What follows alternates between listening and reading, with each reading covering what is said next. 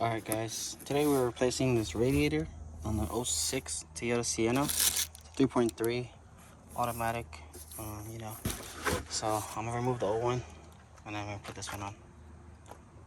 So what happened was, I think my radiator leaked out. You can still see it a little down there. On this side too, I think it's seeping out, so coolant's kind of gone. I filled this reservoir up, but still.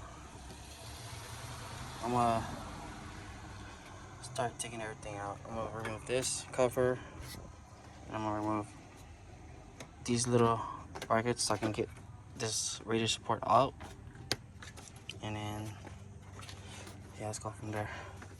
And this hose, we just remove this off the radiator. This one we can remove the top one off when we'll put it back on as we put it back in. So yeah.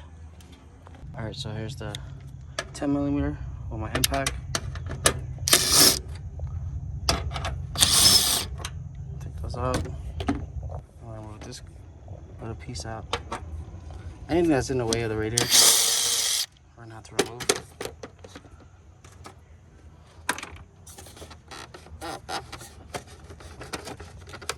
It should come out. Now we just toss it to the side or something. But then we're gonna have to remove the shroud off first. Just a couple of tens. 1, 2, and I think there's 2 more down there.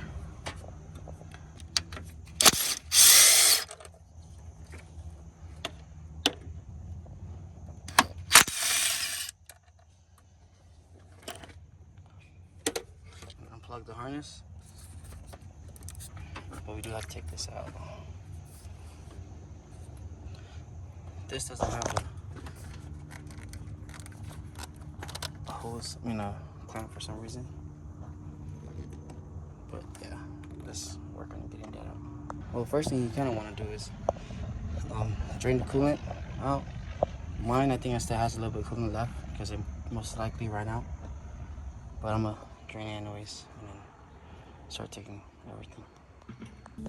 Alright, so here's some bolts. One down there, one on this side. So we're gonna take those out. What I use is a simple ratchet, 10mm. Take two 10mm bolts out. Now this thing is kind of free. And it fell down already, like that. So I gotta disconnect the cooler lines for the transmission, and it should be free to come up. But I gotta find where the harness is at. Or else I just have to. Yeah, I might have to pull the harness out. Yeah. So we're gonna have to unplug these on this head latch. Or actually, no, these are for the fan. Just gotta unplug this one. Unplug this one, and then I should have did that first, but plug this one, you gotta pinch it, pull that out, and just hit sensor.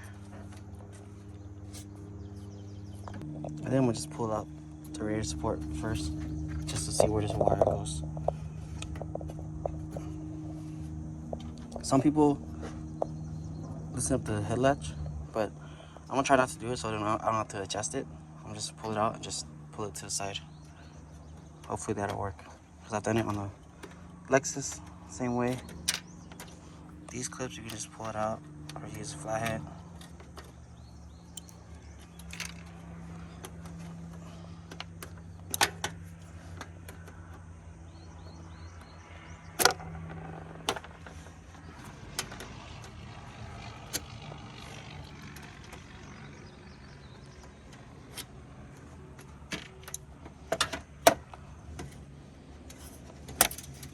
Oh, broken. So yeah, I'm just gonna loosen up the radiator support bolts, and then see if I can come up. And there's another one down there too, so just remember that.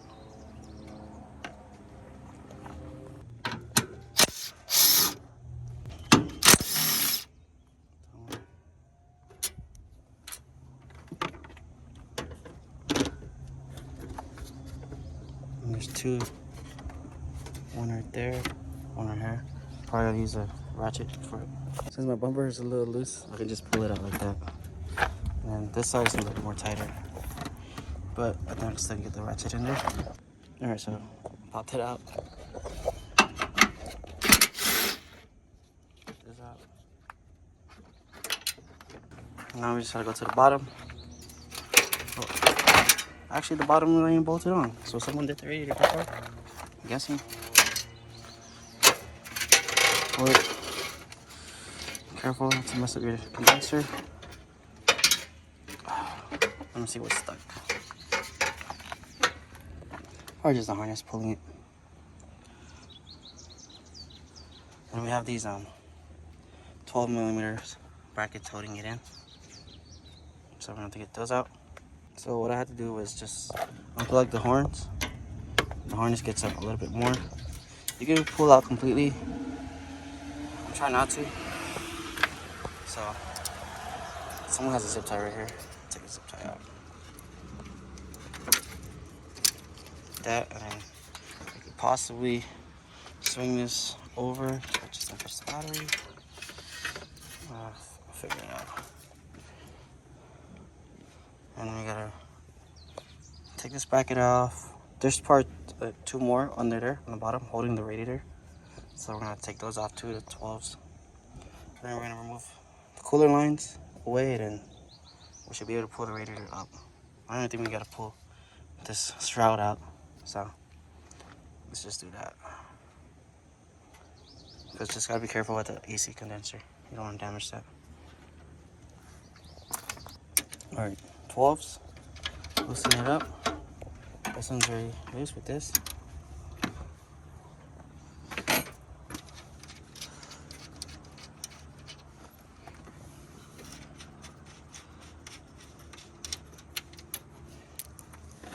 It's kind of weird how they bolt the radiator in.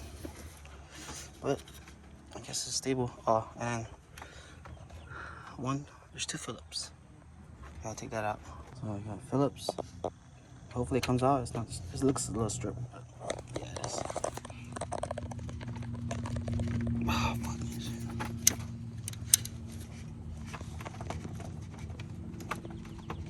Oh, it's coming out.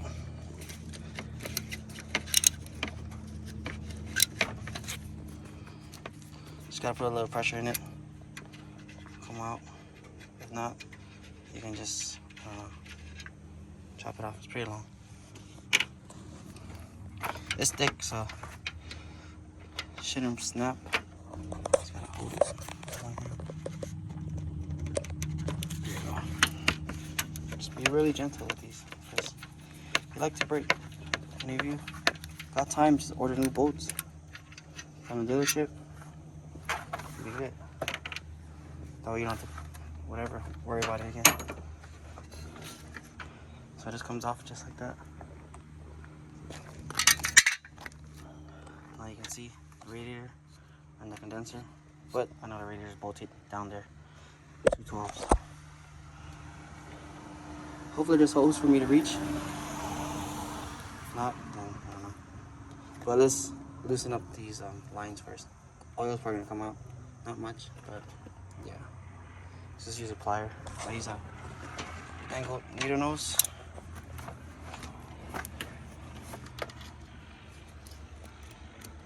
That.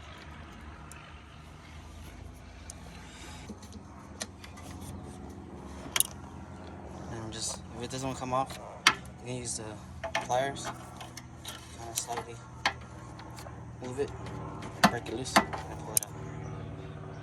Alright, so I got the cooler lines loose.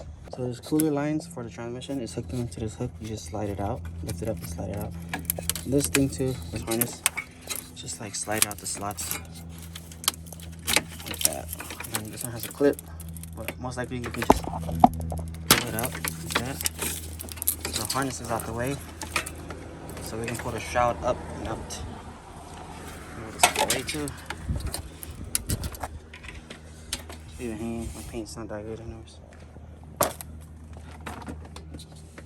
See, it's leaking a little bit. And it's just kind of leave like that. facing up so it doesn't leak out. The shroud should be free to go as long as we move these out the way and just make some wiggle room and pull it out. Okay, shroud's out. Now we're pretty clear. We just gotta remove this upper radiator hose, and I'm gonna remove it from here, the bottom one, because it's harder to get down there. So, and when we put the new one in, we can just put it on when the radiator is out, and then when we slide it in, we can just top it right there. Boom. So yeah, let's pull these hoses out.